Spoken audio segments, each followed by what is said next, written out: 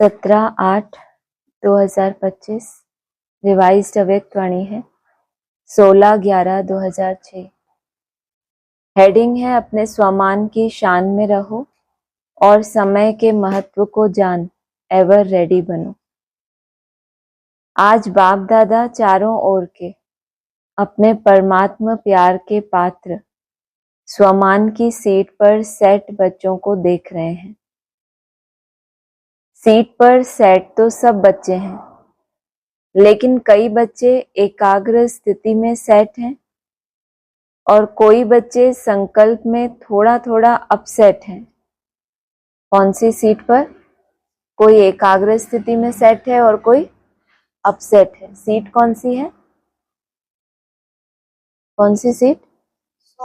स्वमान की सीट पर बाप दादा वर्तमान समय के प्रमाण हर बच्चे को एकाग्रता के रूप में स्वमानधारी स्वरूप में सदा देखना चाहते हैं। सभी बच्चे भी एकाग्रता की स्थिति में स्थित होना चाहते हैं। अपने भिन्न भिन्न प्रकार के स्वमान जानते भी हैं, सोचते भी हैं, लेकिन एकाग्रता को हलचल में ले आती है। सदा एक रस स्थिति कम रहती है। अनुभव होता है और यह स्थिति चाहते भी हैं, लेकिन कब कब क्यों होती है? कारण सदा अटेंशन की कमी। अगर स्वमान की लिस्ट निकालो तो कितनी बड़ी है? रिवीजन किया ना कल? क्या किया? स्वमान का पता नहीं चला? कौन से स्वमान की लिस्ट निकालेंगे?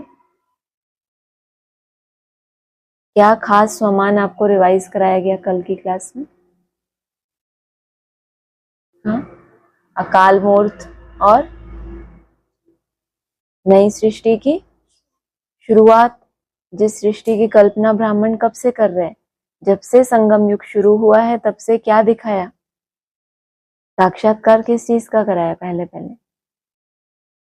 अरे नई दुनिया आएगी, स्वर्ग आएगा, ऐसी दुनिया होगी, वैसी दुनिया होगी। जिन्होंने साक्षात्कार किया वो आज है नहीं, और उन्होंने जो साक्षात्कार में देखा है वो तुम प्रैक्टिकल में देखोगे। माने तुम्हारे ही साक्षात्कार उन्होंने किए, लेकिन वो थे साक्षात्कार करने वाले और तुम हो साक्षात स्वरूप धारण करने वाले। सबसे पहला स्वमान है जिस बाप को याद करते रहे उनके डायरेक्ट बच्चे बने हो, नंबर 1 संतान हो। याद रहेगा ये स्वमान? चाहे जन्म जन्मांतर उस बाप को याद करते रहे, चाहे संगम पे भक्ति की तरह भी तो याद करते रहे, लेकिन अब उस बाप की डायरेक्ट संतान हो, और संतान भी कैसी? नंबर 1 संतान हो।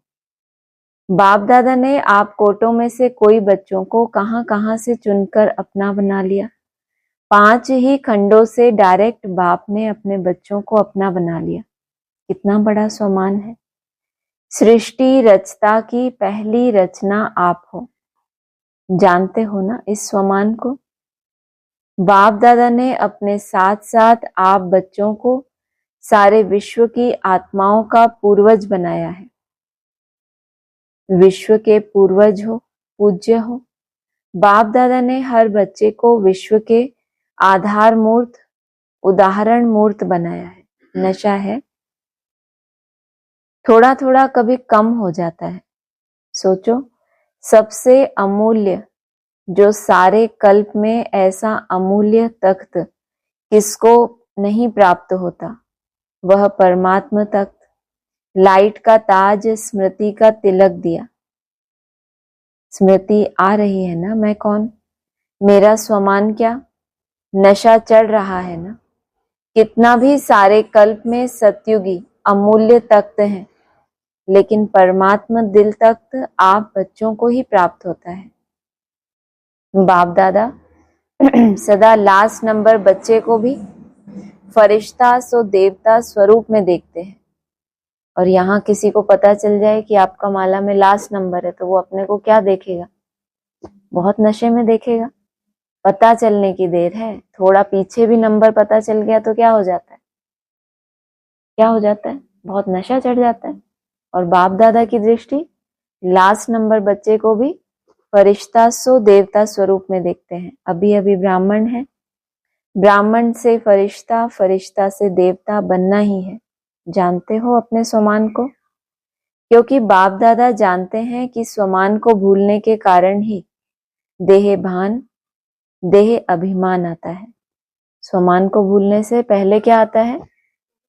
देह भान, और फिर देह भान में रहते रहते देह अभिमान आ जाता है, परेशान भी होते हैं। जब बाप दादा देखते हैं देह अभिमान या देह भान आता है तो कितने परेशान होते हैं। कितनी अच्छी चेकिंग वाले बच्चे हैं, इनको जब देह भान आता है तो भी इनको पता चलता है, और अभिमान तो फिर दूसरों को भी दुख देता है, तो उसी से क्या हो जाते हैं? परेशान हो जाते हैं।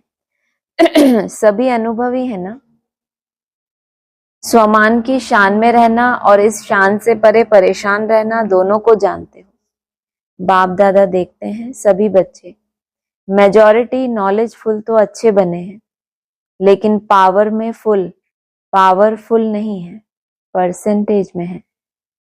बाप दादा ने हर एक बच्चे को अपने सर्व खजानों के बालक सो मालिक बनाया।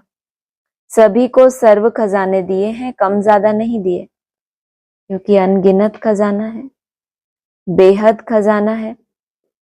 इसीलिए हर बच्चे को बेहद का बालक सो मालिक बनाया है। बेहद का बाप है, बेहद का खजाना है। तो अभी अपने आप को चेक करो कि आपके पास भी बेहद है। चेक करो, बाबा ने बोला तो चेक करेंगे या सुनेंगे सिर्फ? बेहद खजाना है आपके पास, कैसे पता चले? बेहद खजाना है, यूज करते रहें, यूज माया से युद्ध करते हैं ना, तो कितने खजाने चाहिए होते हैं? ज्ञान का खजाना, शक्तियों का खजाना, तो आपके पास बेहद है।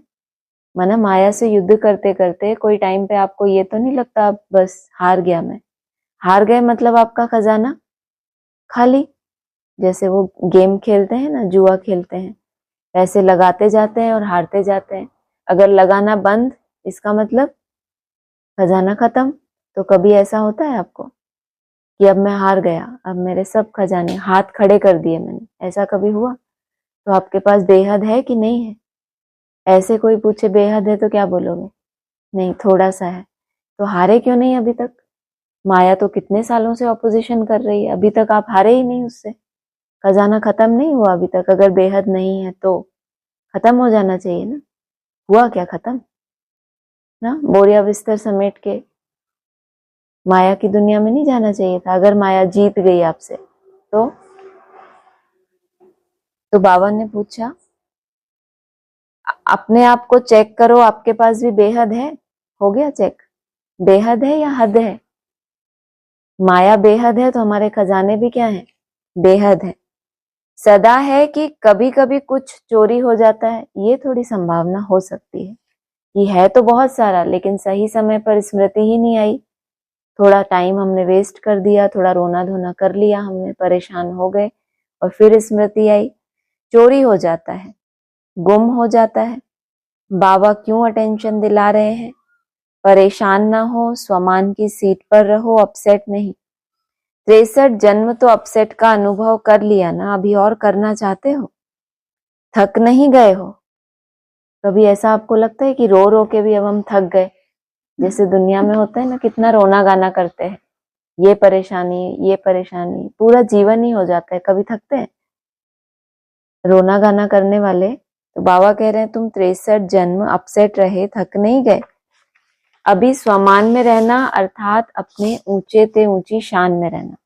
सबसे बड़ा स्वमान क्या बताया आज? हाँ, सृष्टि का जो रचता है उसकी नंबर 1 रचना आप हो, और सबसे बड़ा तख्त मिला है आपको। कौन सा? परमात्म तख्त। कितना समय बीत गया? 70 साल मना रहे हो ना, तो स्वयं की पहचान अर्थात स्वमान की पहचान, स्वमान में स्थित रहना, समय अनुसार अभी सदा शब्द को प्रैक्टिकल लाइफ में लाना। शब्द को अंडरलाइन नहीं करना, लेकिन प्रैक्टिकल लाइफ में अंडरलाइन करो। रहना है, रहेंगे, कर तो रहे हैं, कर लेंगे, यह बेहद के बालक और मालिक के बोल नहीं है। अभी तो हर एक के दिल से यह अनहद शब्द निकले, पाना था वह पा लिया। पा रहे हैं यह बेहद के खजाने, बेहद बाप के बच्चे नहीं बोल सकते।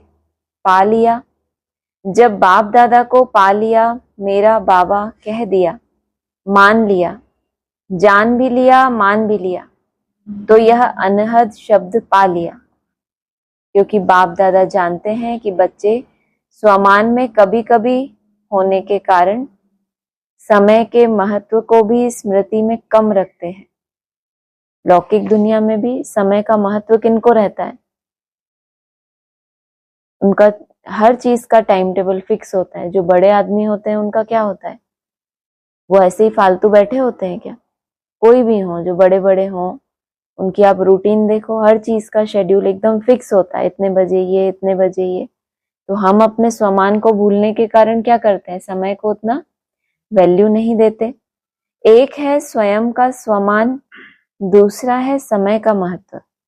एक तो है हम कितनी विशेष आत्मा है, चलो उसमें थोड़ा ऊपर नीचे हुआ, लेकिन अभी समय कौन सा चल रहा है उसका महत्व। आप साधारण नहीं हो, पूर्वज हो। आप एक एक के पीछे विश्व की आत्माओं का आधार है। सोचो, अगर आप हलचल में आएंगे तो विश्व की आत्माओं का क्या हाल होगा। ऐसे नहीं समझो कि जो महारथी कहलाए जाते हैं उनके पीछे ही विश्व का आधार है, अगर नए नए भी हैं, क्योंकि आज नए भी बहुत आए होंगे। पहली बार आने वालों ने हाथ उठाया, नए हैं। जिसने दिल से माना मेरा बाबा, मान लिया है। जो नए नए आते हैं वह मानते हैं, जानते हैं नहीं, मानते हैं मेरा बाबा। वह हाथ उठाओ, लंबा हाथ उठाओ। पहली बार आए हैं और बाबा क्या स्मृति दिला रहे हैं? क्या हो आप? पूर्वज हो, विश्व के आधार हो। तो कहा नए नए हाथ उठा रहे हैं, पुराने तो पक्के हैं ही है ना। जिसने दिल से माना मेरा बाबा और बाप ने भी माना मेरा बच्चा, वह सभी जिम्मेवार है। क्यों?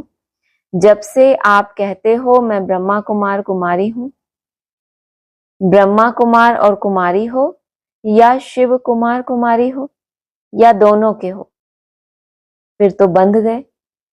चाहे ब्रह्मा कुमार हो चाहे शिव कुमार हो, अगर दोनों के हो तो फिर पहले बने ब्रह्मा कुमार कुमारी, फिर प्रजापिता ब्रह्मा कुमार कुमारी कहलाए, और फिर लास्ट में जब शिव का परिचय बुद्धि में बैठा तो शिव कुमार कुमारी, तो फिर बंध गए।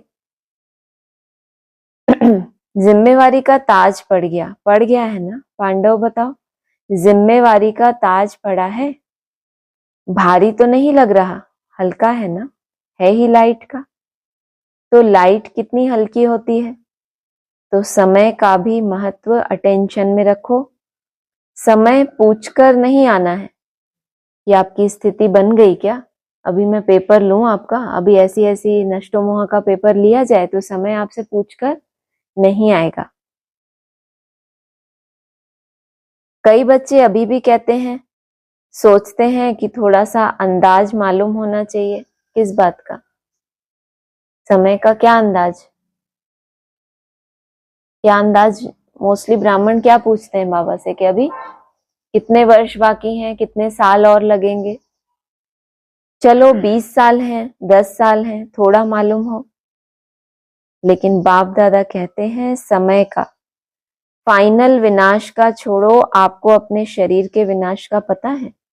जो उस समय पूछ रहे थे 2006 में, तो उनको 10 साल 20 साल हो गए ना, तो उनको अपने शरीर का, कोई होंगे कोई नहीं भी होंगे। तो बाबा कह रहे हैं समय का छोड़ो, मान लो 10 साल हो या 20 साल हो, आपको अपने शरीर के विनाश का पता है कि कौन सी डेट है जब तक ये शरीर है?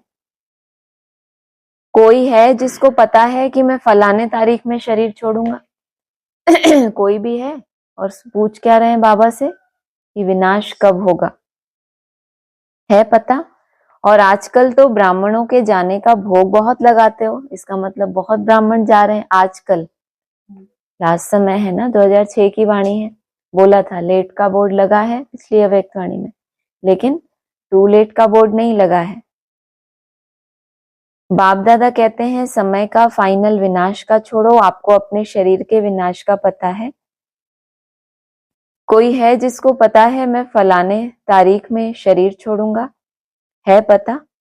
और आजकल तो ब्राह्मणों के जाने का भोग बहुत लगाते हो। कोई भरोसा नहीं, इसलिए समय का महत्व जानो। यह छोटा सा युग आयु में छोटा है, लेकिन बड़े ते बड़ी प्राप्ति का युग है खुद आयु में छोटा, बाकी युगों के मुकाबले कैसा है? और इस एक ही युग में आपको क्या वरदान मिलता है? आयुष्मान भव। युग छोटा सा और आयु किन्हीं की लंबी होती है इस एक ही छोटे से युग में, और बाकी युग कितने बड़े बड़े थे, लेकिन वहां आयुष्मान का वरदान तो नहीं मिला, क्योंकि बड़े ते बड़ा बाप इस छोटे से युग में ही आता है और बड़े युगों में नहीं आता। यही छोटा सा युग है जिसमें सारे कल्प की प्राप्ति का बीज डालने का समय है। चाहे विश्व का राज्य प्राप्त करो, चाहे पूज्य बनो, सारे कल्प के बीज डालने का समय यह है, और डबल फल प्राप्त करने का समय है। डबल फल कौन सा? अनेक जन्मों में जो भक्ति की है उस भक्ति का भी फल मिलता है, और यहाँ प्रत्यक्ष फल भी अभी मिलता है। अनेक जन्मों में जो भक्ति की उस अनुसार क्या मिला? ये जो समझ है बुद्धि में बैठ रही है, ज्ञान धारण हो रहा है, तो ये सात्विक अवस्था में कुछ ना कुछ भगवान को ढूंढा आपने, तो उस भक्ति का भी फल। फिर यहाँ जो आपको मार्ग मिला, कैसे कैसे किस विधि से मन मना भाव, कैसे एकाग्रता में जाना, फिर उस एकाग्रता में जाने के लिए पहले कौन से स्टेप्स लेने हैं, तो उसका क्या मिलता है आपको? प्रत्यक्ष फल। माना यहाँ जो आपने लक्ष्य रखा, भक्ति में तो आपने लक्ष्य रखा था क्या मिल जाए मुझे, क्या लक्ष्य? मोक्ष चाहते थे। वहां ये समझते थे यही ज्ञान है। शास्त्र पढ़ते थे तो क्या समझते थे? ज्ञानी समझते थे ना। और लक्ष्य क्या था कि हमको क्या मिल जाए? मोक्ष मिल जाए। लेकिन वहां प्रत्यक्ष फल मिला? उस वहां का भी जो मोक्ष की कामना थी उसका भी प्रैक्टिकल में फल कहाँ मिलता है? जब संगम पर भगवान आकर पहले भक्ति का फल ज्ञान, फिर ज्ञान से आता है वैराग आ जाता है ना, तो उसके बाद क्या होता है? आपकी असली तपस्या शुरू होती है। और वो असली तपस्या आपको कहाँ ले जाती है? कहाँ ले जाती है? क्या फल मिलता है? प्रत्यक्ष बाप समान बनना, जो किसी भी युग में नहीं हो पाया, लेकिन चाहते तो यही थे कि मोक्ष में जाएं। जरूर मन बुद्धि में संगम पर ये संस्कार है ना कि ऐसी बाप समान आत्माएं हैं जो सदा ही कहाँ रहती हैं? मोक्ष में। तो हम भी एक समय के लिए क्या बने? उस समान स्थिति का अनुभव करें। प्रत्यक्ष फल भी है, अभी मिलता है, अभी अभी किया, अभी अभी प्रत्यक्ष फल मिलता है, और भविष्य भी बनता है। समय जैसे जैसे नजदीक आ जाता है तो बाबा क्या कहते हैं? भूलों के लिए भी क्या कहते हैं? समय जब नजदीक आता जाएगा, अभी अभी गलती की और अभी अभी क्या होगा?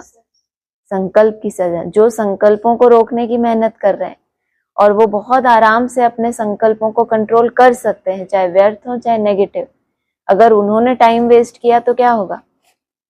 संकल्पों की भी सजा है। बोला ना कि आगे चल के तो क्या होगा? व्यर्थ संकल्प चलाने के लिए भी क्या महसूस होगा? कि मुझे सजा मिली, क्योंकि उन संकल्पों को आप बहुत आराम से मेरा बाबा मीठा बाबा करके क्या कर सकते थे? आपको समझ इतनी गहरी मिल गई और आपने भी अलबेलेपन में टाल दिया। मनसा में कितने भी तूफान आए, उससे कोई पाप नहीं है। अगर आपके पास कंट्रोलिंग नहीं है तब तक आपको छूट है क्या? कि मनसा में तूफान आ जाए, लेकिन प्रैक्टिकल में अपने को संभालो। जब आपके पास उतनी कंट्रोलिंग आ गई तो फिर क्या बोला? सूक्ष्म संकल्प की भी क्या होगी? सूक्ष्म सजा मिलती है। अभी अभी किया, अभी अभी प्रत्यक्ष फल मिलता है, ये तो हो गई सजा। और अभी अभी जो पुरुषार्थ कर रहे हैं, कोई विशेष त्याग कर दिया आपने, तो उसका भी क्या होगा? प्रत्यक्ष फल मिलता है। सारे कल्प में देखो ऐसा कोई युग है, क्योंकि इस समय ही बाप ने हर बच्चे की हथेली पर बड़े ते बड़ी सौगात दी है। अपनी सौगात याद है? स्वर्ग का राजभाग्य, नई दुनिया के स्वर्ग की गिफ्ट हर बच्चे की हथेली में दी है। नई दुनिया की सौगात तुम बच्चों को दी है। बोल रहे हैं ना इस वाणी में, नई दुनिया के स्वर्ग की गिफ्ट हर बच्चे की हथेली में दी है। इतनी बड़ी गिफ्ट कोई नहीं देता और कभी नहीं दे सकता, अभी मिलती है। अभी आप मास्टर सर्वशक्तिवान बनते हो और कोई युग में मास्टर सर्वशक्तिवान का मर्तबा नहीं मिलता। तो स्वयं के स्वमान में भी एकाग्र रहो। और दूसरा क्या बताया था? समय के महत्व को भी जानो। स्वयं और समय, स्वयं का स्वमान है और स्वयं समय का क्या है, महत्व कितना है उसका चिंतन करना। अलबेला नहीं बनना। 70 साल बीत चुके हैं, अभी अगर अलबेले बने तो बहुत कुछ अपनी प्राप्ति कम कर देंगे। सोचो, जब 70 साल हुए थे तब बाबा ये कह रहे थे कि अभी अगर अलबेले बने तो अभी कहाँ पहुंचे, और 18 साल आगे पहुंच गए तो क्या होगा। अभी अगर अलबेले बने तो बहुत कुछ अपनी प्राप्ति कम कर देंगे, क्योंकि जितना आगे बढ़ते हैं, 70 साल से भी अभी 18 साल और आगे बढ़ गए ना। तो क्या कहा, जितना आगे बढ़ते हैं ना उतना एक अलबेलापन आता है। कौन सा, क्या हो सकता है? निश्चिंतता आती है ना कुछ प्राप्तियां तो होती हैं। एक तो विनाश के प्रति निश्चिंत होते हैं, अभी तक नहीं हुआ तो फिर आगे के लिए क्या होती है, निश्चिंतता आती है। बहुत अच्छे हैं, बहुत अच्छे चल रहे हैं, पहुंच जाएंगे, देखना पीछे नहीं रहेंगे, जोश बहुत है। लेकिन ये भी क्या बताया बाबा ने, सिर्फ ये चिंतन करना कि बहुत अच्छे हैं, पहुंच ही जाएंगे, हम कोई पीछे थोड़ी रहेंगे। क्यों? बाबा हमारे साथ है। और बाबा हमारा भक्ति मार्ग क्या करता है? पढ़ाई है तो पढ़ाई में टीचर किसी एक स्टूडेंट की उंगली पकड़ के चलता है क्या? पूरी क्लास को पढ़ाता है तो पूरी क्लास फर्स्ट आ जाती है, सब पास हो जाते हैं। और यही सोचते रहे बच्चे कि बाबा हमारे साथ है, हम पीछे नहीं रहेंगे, हम तो पहुंच ही जाएंगे। हो जाएगा यह अलबेलापन। और दूसरा है रॉयल आलस्य। अलबेलापन और आलस्य। अलबेलापन बताया हो जाएगा, और आलस्य को बताया कब शब्द है आलस्य, माना किसी भी काम को डिले करना, इसको क्या कहेंगे आप? क्या हो? आलस का संस्कार है। जो काम अभी करना है वो कब करना है? अभी ही करना है। अगर डिले किया, जोश तो आया, समझ तो आया कि ये करना है, लेकिन कल से शुरू करूंगा मैं, तो ये क्या किया? एक तो अलबेलेपन आया था पहले कि हो जाएगा, ये भट्टी है, अभी तो इतने दिन बचे हैं, अभी भी इतने दिन हैं, हो जाएगा। चलो उसको आपने मिटा दिया कि करूंगा मैं, हो जाएगा नहीं, मुझे करना है, कल से करूंगा। तो इसको क्या बताया बाबा ने? कब शब्द क्या है? कब शब्द से बाबा का मतलब है कि अभी नहीं कर रहे, डिले कर रहे हैं, भले कुछ दिनों के लिए, कुछ घंटों के लिए, घंटों के लिए भी तो डिले करते हैं ना। अब शब्द है तुरंत दान महापुण्य।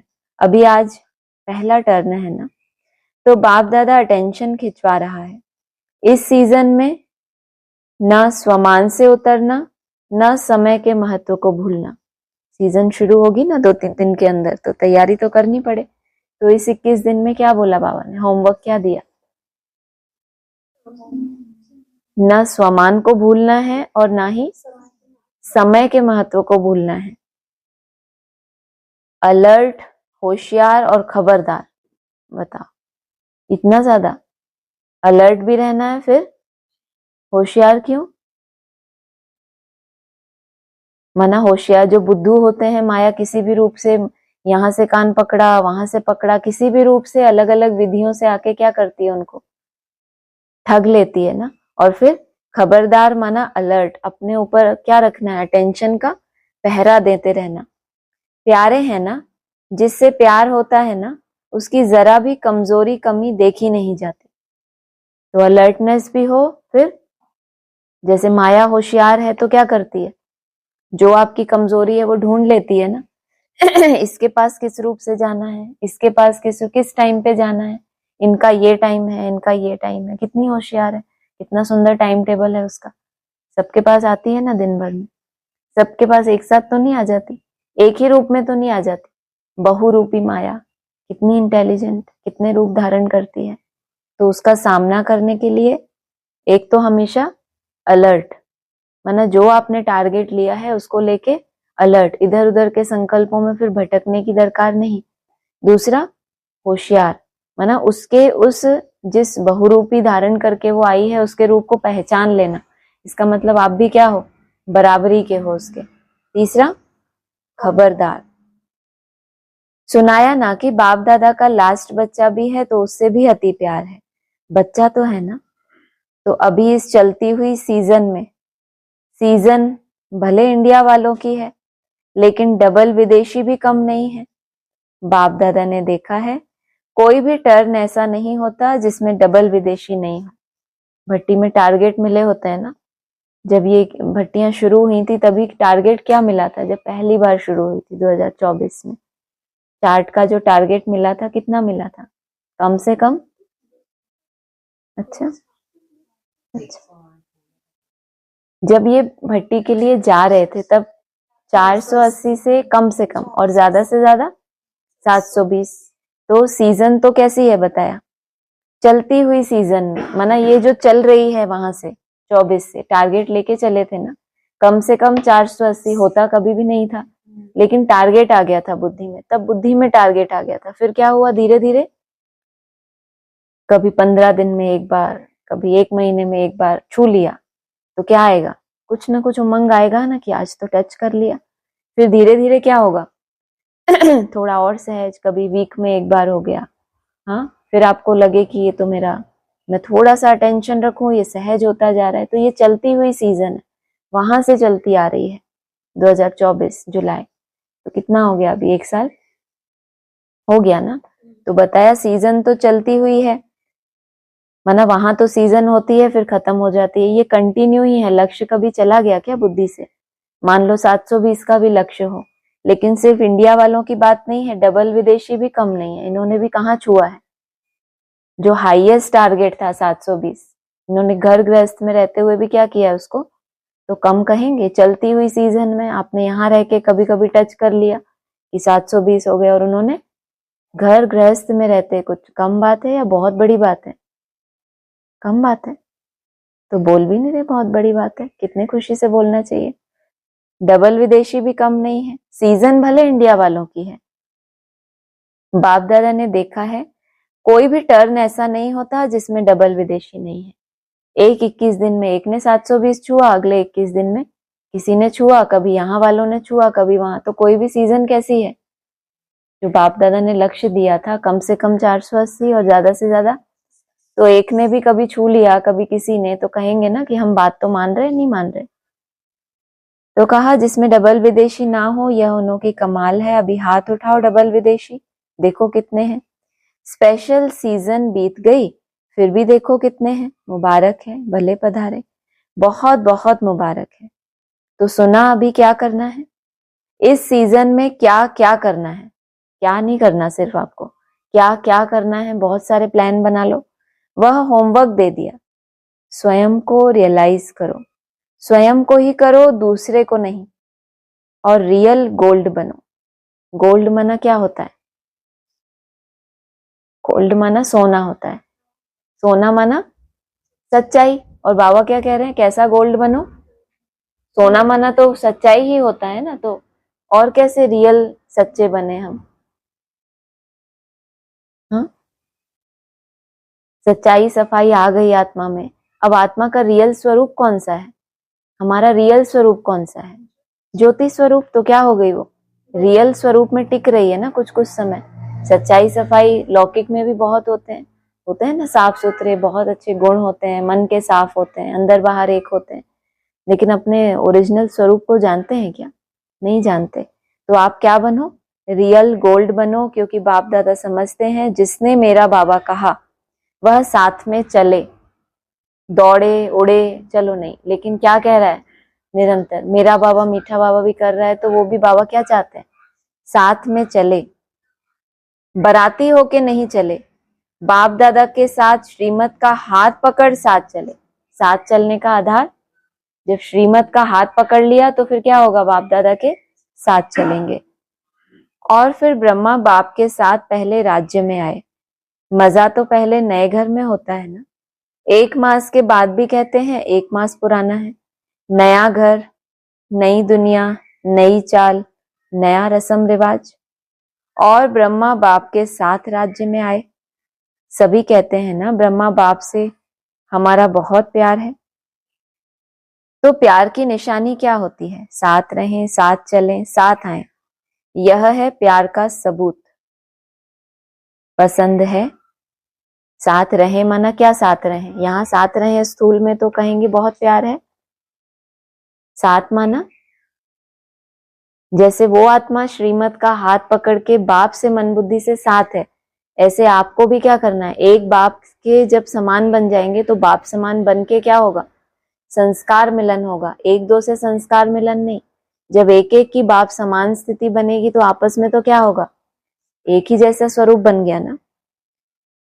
तो साथ रहना, साथ चलना, साथ आना पसंद है पसंद। तो जो चीज पसंद होती है उसको छोड़ा थोड़े ही जाता है।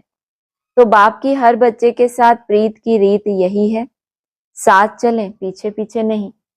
बाबा का प्यार निभाने का तरीका कौन सा है कि चाहे मार खा के, डंडे खा के, कैसे भी करके बच्चे क्या करें मेरे? साथ चलें। अगर कुछ रह जाएगा तो धर्मराज की सजा के लिए रुकना पड़ेगा। अगर पीछे रह गए तो आपको फिर क्या होगा? आप एक साथ ट्रांसफर तो नहीं हो गए, नया घर तैयार हो गया, वैकुंठ कहा जाता है, और फिर आपको क्या कहा जाए? अभी आप थोड़ा समय और यहाँ, ऐसा थोड़ी बोलेंगे अभी आपको सजाएं मिलनी है तो आप यहीं रहो, ऐसा बोलेंगे? अभी थोड़ा समय और कहाँ रखो, सेवा के फील्ड में रहो, अभी ट्रांसफर होने का समय नहीं आया। तो वो भी क्या कहेंगे उसके मुकाबले? नीचे की ही अवस्था है ना। तो कहा हाथ में हाथ नहीं होगा, पीछे पीछे आएंगे। मजा किस में है? साथ में है ना। तो पक्का वायदा है ना कि साथ चलना है या पीछे पीछे आना है? देखो हाथ तो बहुत अच्छा उठाते हैं। हाथ देख करके बाप दादा खुश तो होते हैं, लेकिन श्रीमत का हाथ उठाना, जो जो श्रीमत का महावाक्य आपकी बुद्धि में टच हो, तो उसके लिए क्या करना? अपनी बुद्धि रूपी हाथ को थोड़ा ऊंची स्टेज में लेकर जाना। तो क्या होगा? वो जितनी गुह्य श्रीमत होती है उस पे चलने के लिए बुद्धि भी कैसी चाहिए? उतनी ऊंची बुद्धि चाहिए ना। शिव बाबा को तो हाथ होगा नहीं, ब्रह्मा बाबा आत्मा को भी हाथ नहीं होगा, आपको भी यह स्थूल हाथ नहीं होगा, किसी का हाथ नहीं है। कि आप सोचो स्थूल रूप में अगर आपकी बुद्धि में कुछ भी ऐसा है कि हम तो यहाँ रह रहे हैं, हम तो साथ साथ हैं, उस स्थूल को तो भूल ही जाओ। चाहे आप शिव बाबा के साथी हो, चाहे आप ब्रह्मा बाप के साथी हो, स्थूल हाथ तो समझो कि है ही नहीं, स्थूल की जिम्मेवारी नहीं ली। लेकिन अगर श्रीमत का हाथ पकड़ा हुआ है, स्थूल हाथ नहीं होगा, श्रीमत का हाथ पकड़कर साथ चलेंगे ना। कांध तो हिलाओ, अच्छा हाथ हिला रहे हैं। बाप दादा यही चाहते हैं, एक भी बच्चा पीछे ना रहे, सब साथ साथ चले। एवर रेडी रहना पड़ेगा। क्यों? अगर इस बाप के साथ चलना है तो हाथ पकड़ के नहीं ले जाएगा, हाथ तो है ही नहीं। लेकिन तुमको क्या रहना पड़ेगा? Ever ready. डायरेक्शन मिला और 1 सेकंड में चल पड़े। अब बाप दादा चारों ओर के बच्चों का रजिस्टर देखता रहेगा। वायदा किया, निभाया, अर्थात फायदा उठाया। सिर्फ वायदा नहीं करना, फायदा उठाना। अच्छा, अभी सभी दृढ़ संकल्प करेंगे। दृढ़ संकल्प की स्थिति में स्थित होकर बैठो। करना ही है, चलना ही है, साथ चलना है। अभी यह दृढ़ संकल्प अपने से करो, इस स्थिति में बैठ जाओ। गे नहीं करना, करना ही है। अच्छा, सब तरफ के डबल सेवाधारी बच्चों को चारों ओर के सदा एकाग्र स्वमान की सीट पर, स्वमान की सीट पर तो मोस्टली ब्राह्मण होते हैं, लेकिन आपको क्या होना है? स्वमान की सीट पर एकाग्र होना है। अभी अभी सीट पर सेट फिर अपसेट ये नहीं होना।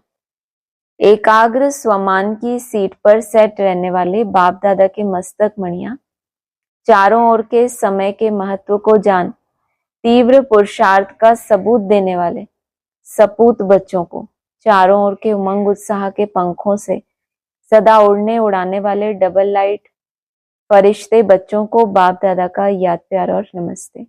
दादियों से सभी साथ देते चल रहे हैं, यह बाप दादा को खुशी है। हर एक अपनी विशेषता की उंगली दे रहे हैं दादी जी से। सभी को आदि रत्न देख करके खुशी होती है ना। आदि से लेके सेवा में अपनी हड्डियां लगाई हैं, हड्डी सेवा की है, बहुत अच्छा। देखो कुछ भी होता है, लेकिन एक बात देखो, चाहे बेड पर हैं, चाहे कहां भी हैं, लेकिन बाप को नहीं भूले हैं। 2006 की वाणी है ना, 2007 में तो दादी जी ने शरीर छोड़ा, तो चाहे बेड पर हैं, चाहे कहां भी हैं, इनकी महिमा करना बाबा ने छोड़ा नहीं लास्ट तक भी, क्योंकि हड्डी हड्डी सेवा की है। बाप दिल में समाया हुआ है, ऐसे है ना, देखो कितना अच्छा मुस्कुरा रही है। बाकी आयु बड़ी है और धर्मराजपुरी से टाटा करके जाना है, सजा नहीं खानी है। क्या बोला? 2006 में बोल रहे हैं, कब? नवंबर की वाणी, नवंबर 2006 और अगस्त 2007। क्या हुआ दादी जी को? अव्यक्त हो गए। और बाबा क्या कह रहे हैं? आयु बड़ी है। धर्मराजपुरी से टाटा करके जाना है, सजा नहीं खानी। धर्मराज को भी सिर झुकाना पड़ेगा, स्वागत करनी पड़ेगी ना, टाटा करना पड़ेगा। इसीलिए यहां थोड़ा बहुत, आयु बड़ी कहाँ है, यहां या वहां? क्या बोला यहाँ पे? इसीलिए यहां थोड़ा बहुत बाप की याद से हिसाब पूरा कर रहे हैं। इसका मतलब आयु बड़ी कहाँ है? ये जो नेक्स्ट उनका जो जन्म होने वाला है, तो जलवा तो दिखाएंगे ना ऐसी आत्मा। सारा जीवन जिम्मेदारी संभालना, तो एक्स्ट्रा ऑर्डिनरी तो होंगी, अभी गुप्त हैं, लेकिन क्या कहेंगे बाबा ने तभी क्या कह दिया?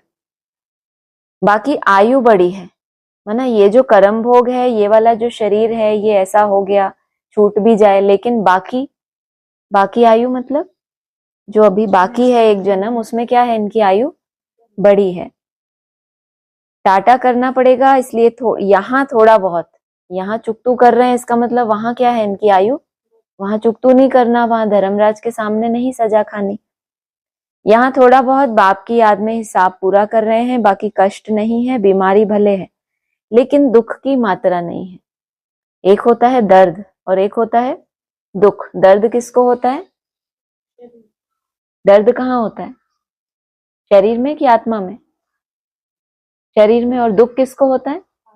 आत्मा को। तो भले बीमारी है, दर्द है, लेकिन क्या नहीं है?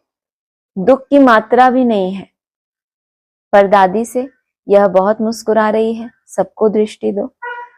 वरदान है बाहर मुखी चतुराई से मुक्त रहने वाले, बाप पसंद सच्चे सौदागर भव। एक तो बाहर मुखी और दूसरे चतुरे। तो बाबा को बाहर मुखी चतुराई बिल्कुल पसंद नहीं, तो क्या उसका उल्टा करे? अंतर्मुखी और सच्चे भोले बच्चे। बाप दादा को दुनिया की बाहर मुखी चतुराई पसंद नहीं, कहा जाता है क्या? इसके विपरीत किसका भगवान? भोलों का भगवान कहा जाता है। चतुर सुजान को भोले बच्चे ही पसंद है। वो खुद इतना चतुर है, तुम उसको अपनी बुद्धि की ताकत दिखाओ, हमने ये प्लान बनाया, ये किया, ऐसा, तो फिर क्या होगा? उसको पसंद आएगा?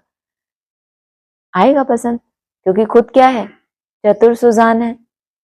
परमात्मा डायरेक्टरी में भोले बच्चे ही विशेष वीआईपी हैं।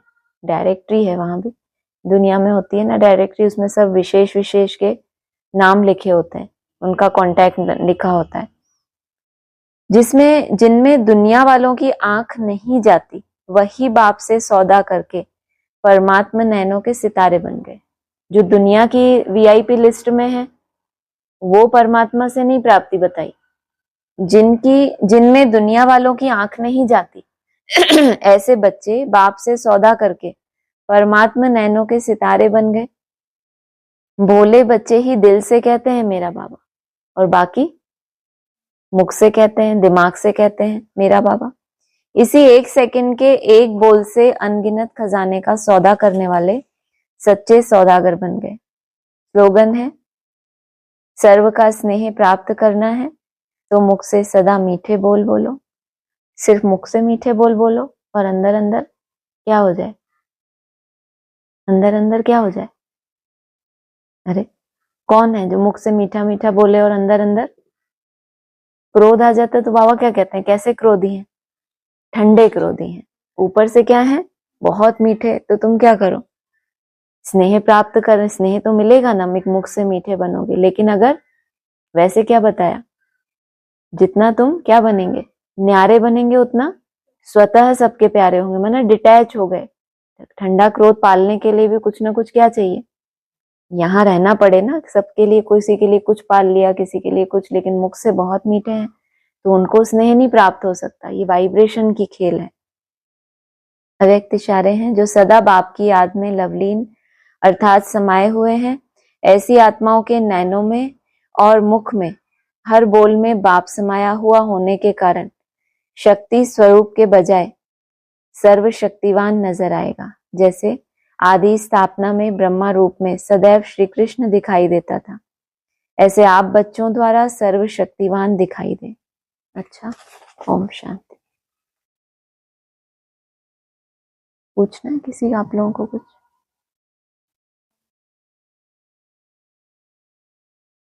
हाँ बोलो, माइक दे दो उसको।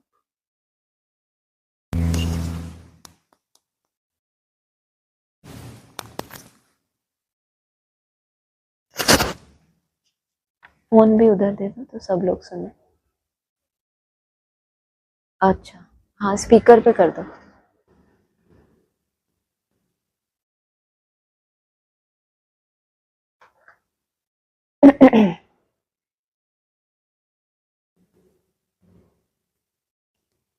ये साकार मुरली में आया था ना 2 दिन पहले, आप समझाइएगा। हाँ हाँ जरूर। सागर से मीठा पानी खींचते हैं, सागर के बच्चे फिर सागर में जाकर मिलते हैं। तुम भी ज्ञान सागर से निकली हो, फिर सब वहाँ चली जाएंगी। जहाँ वह रहते हैं वहाँ तुम आत्माएं भी रहती हो। ज्ञान सागर आकर तुमको पवित्र मीठा बनाते हैं। 5 विकारों रूपी छीछी नमकीन तुमसे निकल जाती है, तो तुम तमो प्रधान से सतो प्रधान बन जाते हो।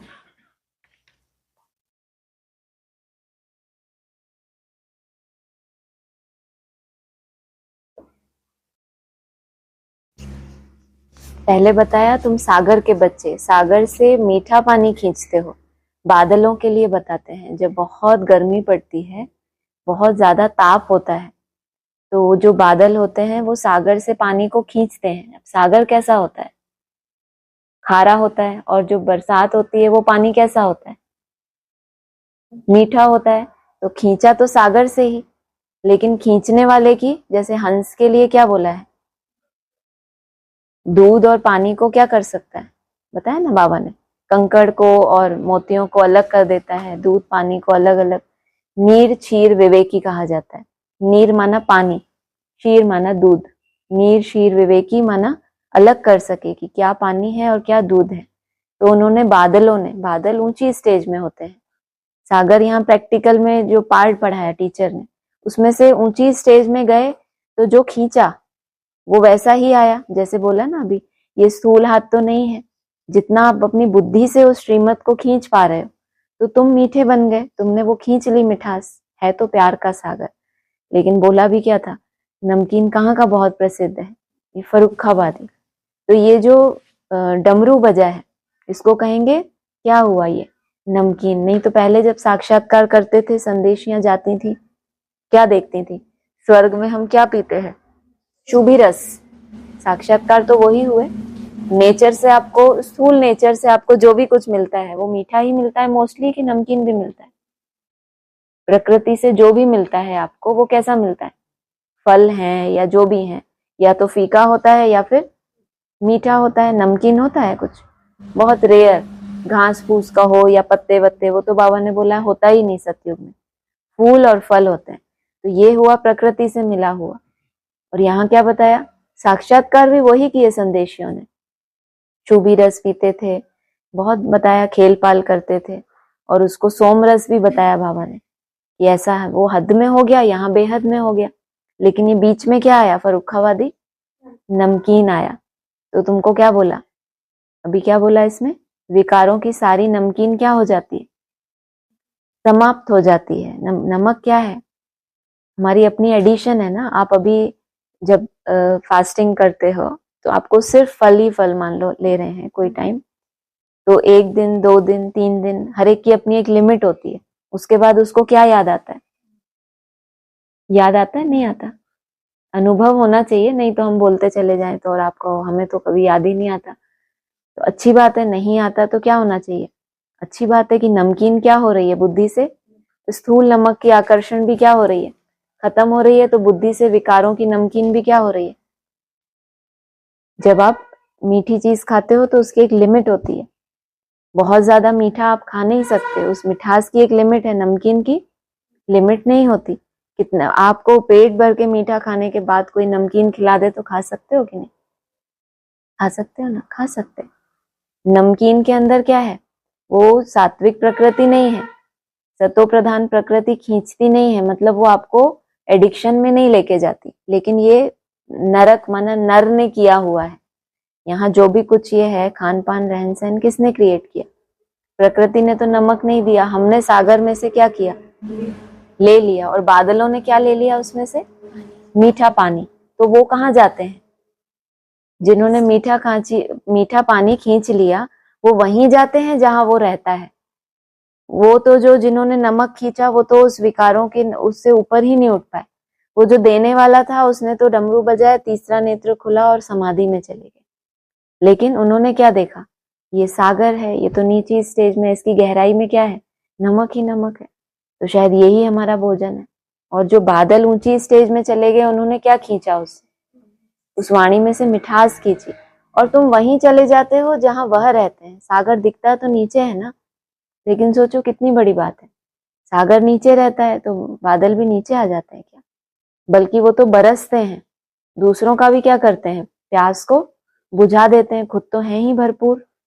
तो ऐसे होते हैं बाबा के बच्चे। तो ये नमकीन है, विकारों की भी नमकीन है।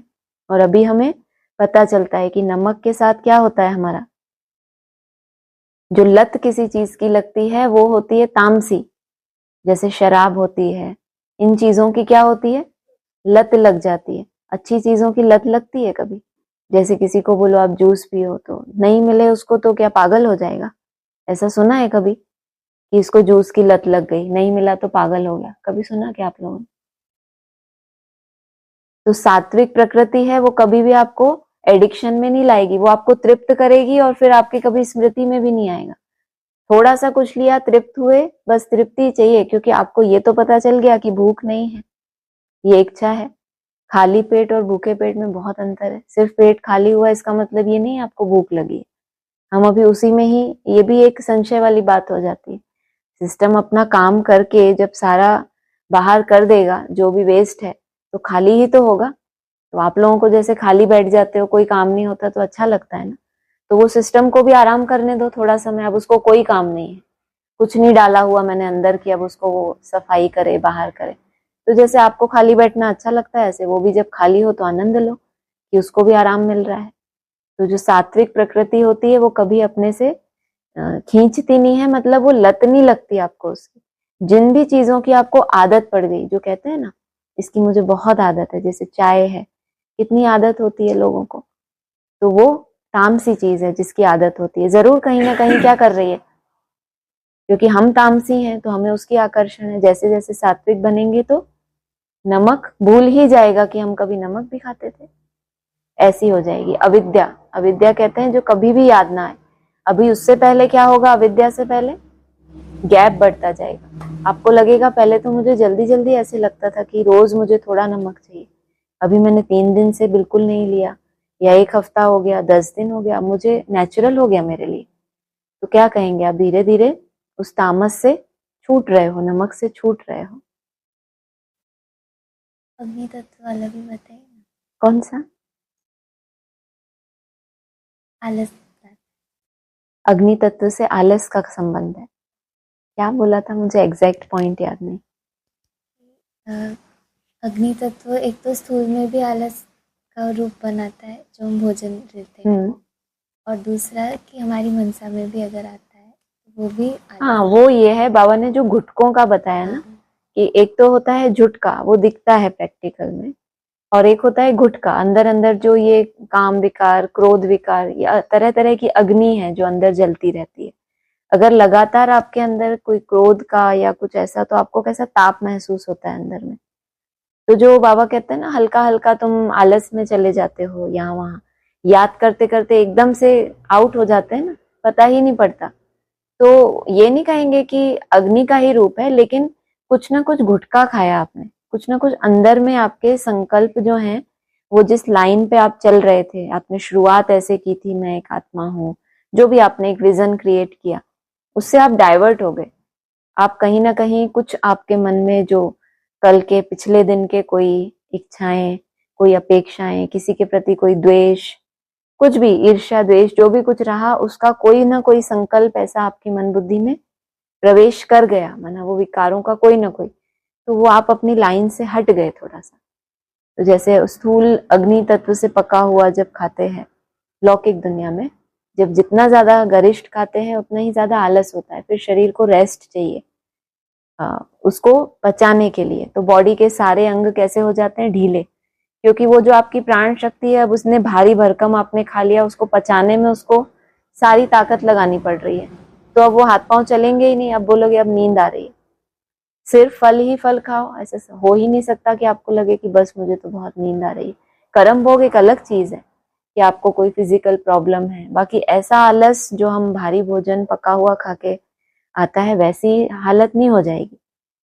तो वो ही कहेंगे कि जितना जितना ये विकारों की भी अग्नि अंदर जल रही है, उन संकल्पों में आप रह रहे हो, मतलब आप वैसा भोजन कर रहे हो, तो ये कहीं ना कहीं जो स्थूल आलस आता है, थोड़ी बहुत जिम्मेदारी वो संकल्प भी लेते हैं इसकी। ये कहीं ना कहीं ये जो गुटके हैं काम और क्रोध के खास, ये भी आपको आलस में लेके जाते हैं। तो वो जो आप अपनी यात्रा करना चाहते हो उसमें ये विघन डालते हैं, और वो भी सिर्फ बैठे के समय ही है। जब आप घूम फिर के कर रहे हो तो आप तो इस अग्नि को भी कंट्रोल कर सकते हो। और कुछ किसी का ऑनलाइन किसी को बोलना है? आज ओम शांति दीदी, ओम शांति। आज हमें नमक के बारे में और मीठे के बारे में बहुत अच्छा लगा और बहुत ज्यादा मतलब हमें पता चला इस चीज के बारे में। तो हम अब नमक पर भी थोड़ा कंट्रोल करेंगे। अभी तक तो हम हर चीज में नमक डाल डाल के खा रहे थे, सोच रहे थे कि भाई नमक भी खाना चाहिए, लेकिन आज रहस्य का पता चला कि नमक से भी क्या हमें मतलब प्राप्ति होगी या नहीं होगी, इसका भी हमें रहस्य का पता चला। हाँ जी, और जैसे माना अग्नि का पका हुआ भोजन के भी बारे में हमें बहुत ज्यादा ज्ञात हुआ कि अग्नि के भोजन से भी हमें क्या प्राप्ति होनी है या नहीं होनी है, ये भी हमें मालूम पड़ा आज। बहुत अच्छा लगा आज, मैं बड़ा मतलब शकुन मिला अपने आप को दिल में कि भाई हाँ ऐसा भी हमें करना चाहिए। अभी तक तो हमें थोड़ा सा ये भी नहीं मालूम था कि भाई हाँ भाई साहब ने जैसे कहा ना 25% अग्नि का भोजन भी ले सकते हैं। तो अग्नि का भोजन ले तो लेते हैं, लेकिन हाँ उससे हमें ये सब चीजें पता चलता है इंद्रियों को, हमें कि भाई अब चीज हमें क्या हमें, और हमारे अंदर जो भी विकार आ रहे हैं ना, हमें इससे भी ये ज्ञात हो रहा है कि ये शायद हमारे खान पान की वजह से ही हो रहा है। कि सुधार तो कर रहे हैं अपने अंदर, हम खान पान की वजह से ही हो रहा है ऐसा नहीं कहिए, खान पान की वजह से ही हो रहा है ऐसा नहीं कह सकते, क्योंकि कल हमारी जो क्लास हुई है तो कंचन काया का वो बताया ना भाई साहब ने कि कितने हैं जो दुनिया में ऐसा खान पान खा रहे हैं, कच्चा ही खा रहे हैं, कोई सूर्य की रोशनी से ही चल रहे हैं। हमारे लिए मुख्य है हमारी याद की यात्रा। ये तो बहन ने बोला कि इसको थोड़ा आप खोल के बताइए, तो बताया। तो जो बताया कि बुद्धि में जो समझ हमारे बैठती है ना, उस अनुसार हमारा त्याग बढ़ता है। जो चीजें इतनी जरूरी नहीं है शरीर के लिए, तो सिर्फ यही कारण है ऐसा नहीं सोच के चले, नहीं तो फिर तो बहुत आसान हो गया विकारों को जीतना। सिर्फ अगर कच्चा भोजन खा के और सिर्फ नमक को छोड़ के इतना आसान, ये तो सिर्फ हमारे सहयोग, ये भी है हमारी यात्रा में सहयोगी, क्योंकि अब समय कम है और हमें ज्यादा मंजिल ऊंची चढ़नी है, तो फिर हमें सब तरह से स्थूल सूक्ष्म सब धारणाओं को लेके चलना है। सिर्फ स्थूल को नहीं पकड़ लेना, सिर्फ सूक्ष्म को, और स्थूल तो हो ही जाएगा, हमें हर चीज का बैलेंस चाहिए। हमारे लिए मुख्य है, कल मुरली में भी आया था, कंचन काया होती है याद की यात्रा से। अगर सिर्फ कच्चा खाने से कंचन काया हो तो यहाँ तो जैसे हम यहाँ रह रहे हैं, सबकी एक जैसी रूटीन है, सब एक ही जैसा कच्चा खा रहे हैं, तो उसमें है कुछ बॉइल्ड भी है, ऐसा भी है, लेकिन सब एक जैसा खा रहे हैं, फिर भी नंबरवार कंचन काया होनी है। तो मुख्य आधार याद है। हाँ जी। नहीं दीदी, अभी हमें अपने अंदर का भी पता चला है कि हम अपने अंदर से कितना रियलाइजेशन कर रहे हैं। माना जो कोई प्रैक्टिकल में हमारे साथ कोई द्वेष कर रहा है, कोई ईर्ष्या कर रहा है, कोई घृणा कर रहा है, कोई नफरत कर रहा है, कोई हमें कुछ दे रहा है, मतलब एक नफरत दे रहा है या क्या, तो भी हम अपने आप को रियलाइजेशन ये कर रहे हैं कि शायद ये हमारे ही कर्मों का दोष है, हाँ हमारे ही अंदर का कोई मैल है जो ये, लेकिन फिर हम उसको शुभ भावना से हटा देते हैं, और जब शुभ भावना से हम उसको हटा देते हैं तो बड़ा ही अच्छा फील होता है, बहुत अच्छा लगता है। माना कि भाई ये सब हमारे अपने ही दोष हैं, अपने ही कर्म हैं, लेकिन हम फिर उसमें रियलाइजेशन करके भगवान के आगे ही अर्पण करते हैं, प्रभु जो भी मैंने गलतियां करी अपने जीवन में तो इनको भी क्षमा कर दो और मुझे भी इनकी तरफ से क्षमा दीजिए। तो क्या मतलब ये ठीक है क्या, ऐसा मतलब संकल्प करना? बिल्कुल, जो भी अव्यक्त वाणी में हमें सिखाया जाता है ये सब युक्तियां जो गुणों को धारण करने की शुभ भावना वगैरह, ये सब हमारी याद की यात्रा में ही तो सहयोगी बनेंगी ना। कोई भी कपट, छल, ईर्ष्या, द्वेष रह गया तो फिर हम यात्रा में आगे नहीं बढ़ पाएंगे। तो ये सब तो बहुत जरूरी है, चाहे स्थूल खान पान हो, चाहे गुणों का धारणा करना हो, शुभ भावना हो, जो भी अव्यक्त वाणी में डायरेक्शन मिलते हैं, स्वमान में रहना हो, इनके बिना तो यात्रा अधूरी रह जाती है। हाँ जी, ठीक है दीदी। हाँ ओम जी, शांति। ओम आज शांति। आज मेरे मन में यही चीज चल रही थी, बहुत अच्छा लगा मुझे आज, वो नमक का, हाँ मीठे जी, का, अग्नि का, ये मुझे बहुत पसंद आया आज। हाँ जी, हाँ जी। ओम ओम शांति। शांति। और किसी को बोलना है कुछ? ओम शांति दीदी। ओम शांति। संपूर्ण निश्चय बुद्धि क्या है और हद और बेहद में निश्चय कैसे काम करता है? बाबा ने 4 तरह के निश्चय बताए हैं। एक स्वयं के ऊपर निश्चय, बाप के ऊपर निश्चय, परिवार के ऊपर निश्चय और ड्रामा में निश्चय। इन चारों ही चीजों में जो भी हम ब्राह्मण बनते हैं उनका जब निश्चय स्थिरियम हो जाता है इन चारों ही तरह से, तो बाबा उसको संपूर्ण निश्चय बुद्धि कहते हैं। और जितना निश्चय बुद्धि होता जाता है, बेहद में निश्चय बुद्धि कहेंगे जब अपने संपूर्ण लक्ष्य को प्राप्त कर ले, क्योंकि निश्चय बुद्धि ही विजयंती होता है। तो आपके लिए विजय की जो भी परिभाषा है, आपने समझा मेरा ये टारगेट है, आपने उस टारगेट को पा लिया, विजय हो गई आपको, इसका मतलब बेहद का निश्चय बुद्धि है आप। और या फिर उस बेहद के निश्चय को धारण करके आप उस यात्रा पर खड़े हो गए जहां से आपको अपनी मंजिल स्पष्ट दिखाई देती है। हम बोला है बाबा ने, जितना आगे बढ़ते जाएंगे तो आपको अपनी जो मंजिल है वो क्लियर दिखाई देगी, झाड़ पेड़ माना सब दिखाई देगा, निशानियां दिखाई देने लगेंगी कि अब मैं अपनी मंजिल के नजदीक हूँ। जो भी हमारे अंदर प्रोग्रेस हो रही है तो वो हमारे निश्चय के आधार से ही है। जिस भी माया के रूप को आप जीत रहे हो, जरूर कहीं ना कहीं निश्चय है आपको कि मैं जीत लूंगा, तभी आपने विजय पाई है। हाँ जी, और दूसरा क्या था? जी ऐसा था कि हद में और बेहद में निश्चय कैसे काम करता है? हद में तो यही है, श्रीमत जो भी बाबा से मिलती है, हमें मुरलियों की जो भी श्रीमत मिलती है उसमें निश्चय रहना। बेहद का निश्चय ये है कि फिर याद की यात्रा में माया के कितने भी ऑपोजिशन हो, स्वयं का कितना भी डाउनफॉल देखने में आए, तमो प्रधानता देखने में आए, तो भी बेहद यात्रा में रुके ना, माना आप कोई लिमिट में ना बांधे कि इतने साल का पुरुषार्थ है, यहां तक निश्चय बुद्धि रहना है। बेहद हो जाए, अनलिमिटेड हो जाए, इसको कहेंगे बेहद का निश्चय। कोई सीमा नहीं बांधी हुई है आपने, बस आगे बढ़ते रहना है। हाँ जी। जी दीदी। और चेतना संसार से कैसे विरक्त होती है? चेतना संसार से कैसे विरक्त होती है? जब कोई बात पहले सुनते हैं, हम दिमागी रूप से सुनते हैं, कोई कोई बात कहते हैं कि मन में लग गई, कहते हैं ना तुम्हारी ये बात दिल को लग गई। नहीं तो कई बार हम सिर्फ सुनते हैं, वो बाबा कहते हैं ना बुद्धि तक तीर लगता है, कोई बात दिल तक आपके छू जाती है। चेतना माना जो चैतन्य है, बुद्धि, मन और बुद्धि ये है चेतना हमारी, मतलब आत्मा इन्हीं से ही है। आत्मा का अस्तित्व माना मन, बुद्धि और संस्कार। तो कोई बात जब आपके चेतना तक उतर जाती है, माना मन में रिपीटेडली जब उस तरह की आपको संकल्प देते हैं, जैसे बाबा मुरली में हमें रोज रोज एक ही तरह की चीजें सुना सुना के जैसे घोटते हैं अंदर, तो हमारी चेतना खुलती जाती है। सिर्फ 1-2 बार सुनने से नहीं, इसलिए बाबा को इतने सालों पहले पढ़ाई पढ़ानी पड़ती है ताकि वो बातें हमारी चेतना तक उतर जाएं। सिर्फ विनाश का सीन देख लिया उससे भी हम विरक्त नहीं होंगे टोटली, विरक्त सिर्फ स्थूल रूप में होना होता तो वो तो पहले भी साधु सन्यासी हो चुके। बाकी संसार से ही विरक्त हो जाए वो तो तभी होगा जब हम संपूर्ण निश्चय बुद्धि हो कि मैं आत्मा हूं और हमें अनुभूति होने लगे कि मैं ये हूं। हाँ जी। जी दीदी, और क्या आत्मा के जो 7 गुण है उनका हम विकास करें तो वही 108 की माला में आते हैं? बिल्कुल। आत्मा तो परम धाम में सब ही पवित्र हैं, उस दिन मुरली में भी आया था, लेकिन वहां भी नंबरवार है। जब आत्मा बन के गए, लेकिन किस विधि से वहां पहुंचे हैं? क्या सजाएं खाकर पहुंचे हैं? क्या योग बल से पहुंचे हैं? क्या कर्म भोग भोग कर पहुंचे हैं? तो जो सजाएं खाकर पहुंचे हैं वो आत्मा भी पवित्र बन के गई है। लेकिन एक होता है अपनी ताकत से, जो बाबा ने पढ़ाई उस आधार से पवित्र बनना। तो कहेंगे जो आत्माएं पढ़ाई के आधार से, अपने पुरुषार्थ के आधार से उन 7 ही गुणों को 100% तक ले जाती हैं, उनमें भी नंबरवार तो होंगे। 100% तो ले गए, लेकिन जो टाइम लिमिट दी गई थी उसी टाइम लिमिट में ले गए, या 10 साल बाद ले गए, 20 साल बाद, तो उस हिसाब से माला बन जाती है।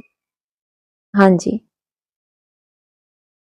तो ये जो हम गुण बढ़ाते हैं तो इससे पाप की याद सहज बन जाती है। बिल्कुल। आत्मा के जो गुण हैं, बाप के अंदर, बाप तो सभी गुण उसमें हैं ही, लेकिन उसमें से ये जो 7 विशेष बताए हैं, माना ये आत्मा जब सबसे ज्यादा अपनी टॉप मोस्ट स्टेज में होती है तो उसमें ये 7 ही गुण भरपूर होते हैं, और जब एकदम लास्ट में होती है तो बस इन गुणों के लिए वो तड़पती रहती है। साधनों में सुख ढूंढती है, नहीं मिलता। संबंधों में सुख ढूंढती है, नहीं मिलता। तो हर जगह से वो समझ ढूंढती है, भगवान को पुकारती है, शांति ढूंढती है, वो हर स्थूल में ही सूक्ष्म को ढूंढना चाहती है।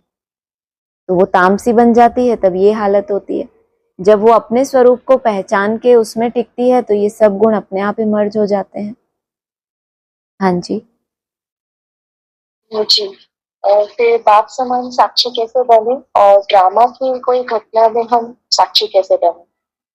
जितना जितना बुद्धि में ये आपने मंथन करके घोट लिया, नथिंग न्यू, कुछ भी ये खेल चल रहा है, ये रियल नहीं है कुछ भी, ये एक ड्रामा है। हम आत्माएं बाप के घर से आए थे यहाँ रोल प्ले करने, अब हमें वापस जाना है। सिर्फ थोड़ा समय का ये खेल है, हिसाब किताब है, इसको चुकतू करके मुझे वापस बाप की गोद में जाना है। और उस बाप से जब यहाँ इस सृष्टि में आए तो यही प्रॉमिस करके हम आए थे कि हम जल्दी से वापस आके आपसे मिलेंगे, बस ये एक साइकिल पूरा करे फिर आपसे मिलेंगे। तो अभी वो समय आ गया, हम तो नहीं पहुंच सकते थे उस तक, वो हमें लेने आया है। तो हम ड्रामा की हर चीज में साक्षी हो जाते हैं जब हम खुद को आत्मा निश्चय कर लेते हैं।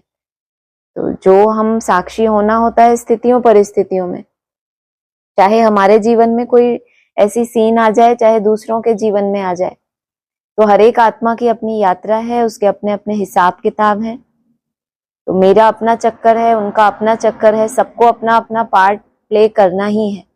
तो एक खेल की तरह इसको देखना, रियल नहीं समझना, ये मेरे संबंध हैं, ये ही रियल है। तो जब आपका इससे पिछला जन्म था तो स्मृति क्यों नहीं है, कौन थे? ये शरीर छूटेगा फिर भी स्मृति चली जाएगी। तो ये जो भी बातें हैं आत्मिक स्वरूप में टिकने की बाबा ने बताई हैं, उनको जितना अच्छा हम घोट लेते हैं तो हम स्वयं के प्रति भी साक्षी हो जाते हैं और दूसरों के प्रति भी। हाँ जी।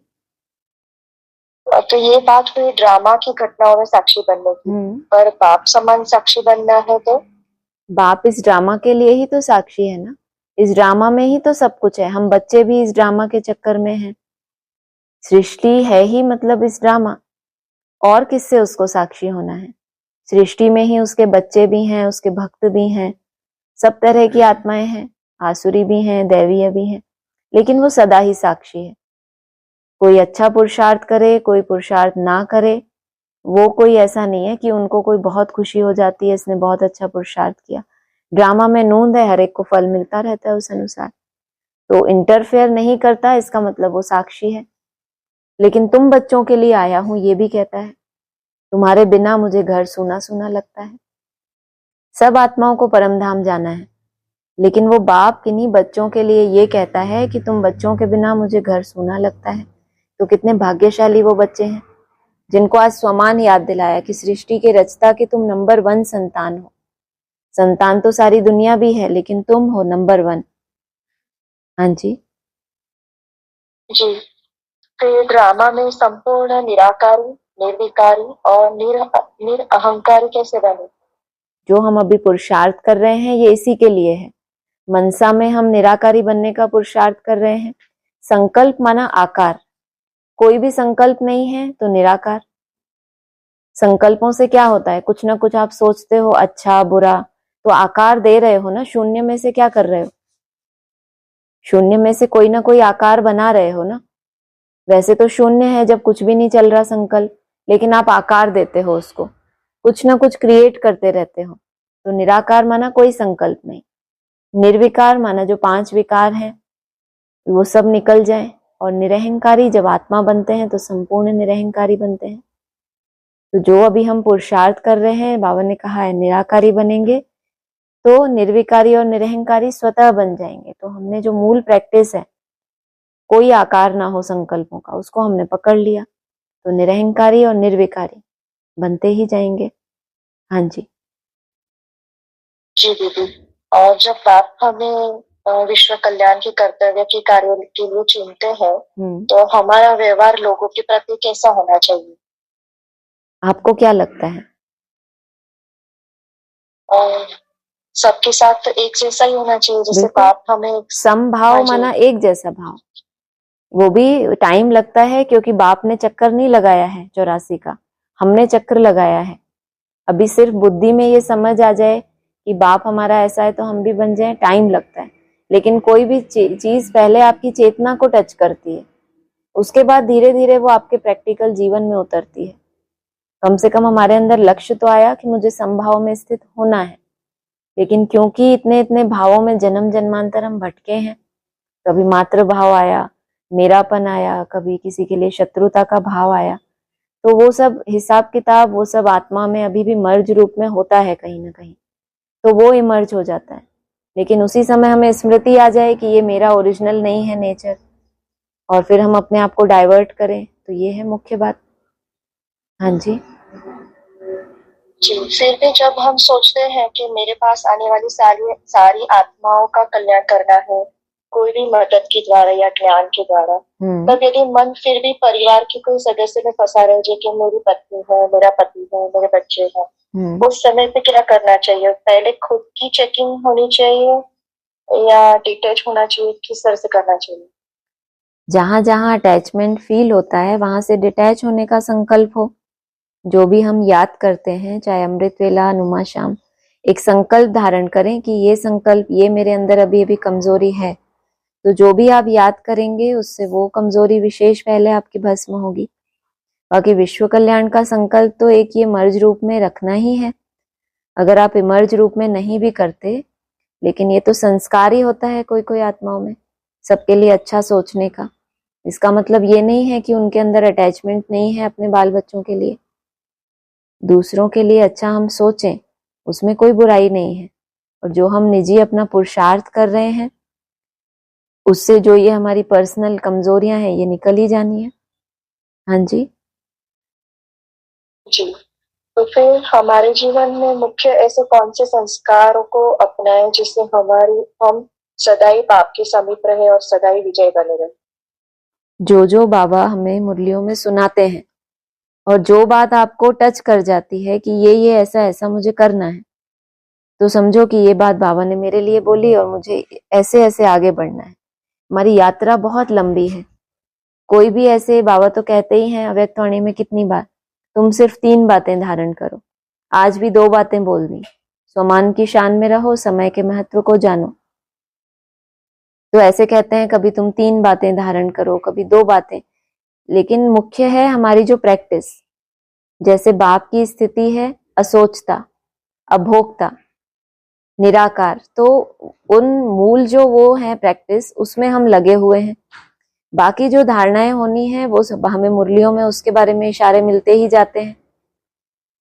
तो बुद्धि में मुरली की धारणा कर रहे हैं, बाकी प्रैक्टिकल में जीवन में आ जाए उसके लिए हम याद कर रहे हैं, पुरुषार्थ कर रहे हैं, निसंकल्प हो रहे हैं, तो होना ही है उसको। हाँ जी जी, यानी बाप की याद में रहते हुए कोई भी एक गुण को अपना के उसमें ज्यादा से ज्यादा टिकना, बिल्कुल, ऐसा कह सकते। क्यों जी नहीं। किसी एक गुण में के लिए विशेष हम टारगेट लेके पुरुषार्थ कर सकते हैं कि ये इतना इतना समय मुझे विशेष इसी गुण के लिए मेहनत करनी है, या जो भी हम 21 रोज के लिए कहते हैं उसमें विशेष मेरा ये संस्कार से मुझे दूर जाना है। तो छोटे छोटे टारगेट लेते लेते बड़े लक्ष्य को पा ही लेंगे। हाँ जी। जी, तो फिर संपूर्ण संतुष्टता क्या है?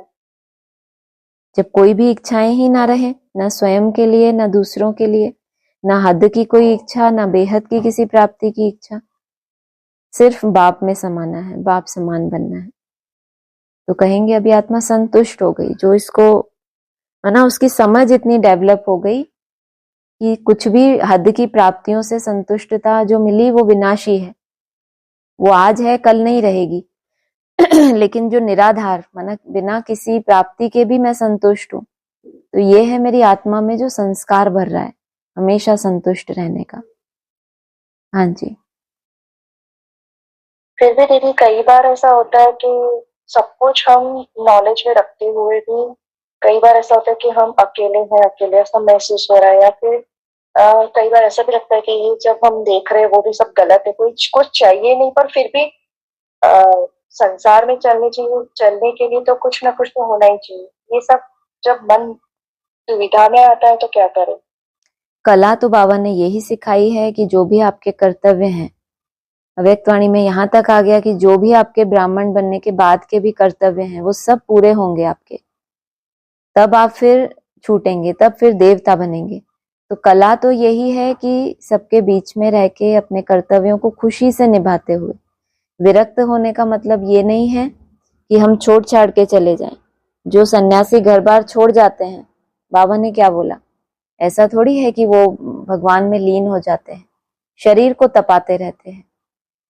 हमारी साधना स्थूल से शुरू नहीं होती है, हमारी साधना का कनेक्शन है पहले इंटरनल परिवर्तन से। तो हमें विरक्ति लानी है अंदर से, जब अंदर से विरक्ति आएगी तो भगवान से प्यार बढ़ेगा, तो भगवान से प्यार बढ़ेगा तो वो तो स्वीट साइलेंस है, नहीं तो कहेंगे डेड साइलेंस। कोई खुशी नहीं है, भगवान की प्राप्ति हुई है और हम दुविधा में हो, ऐसा क्यों?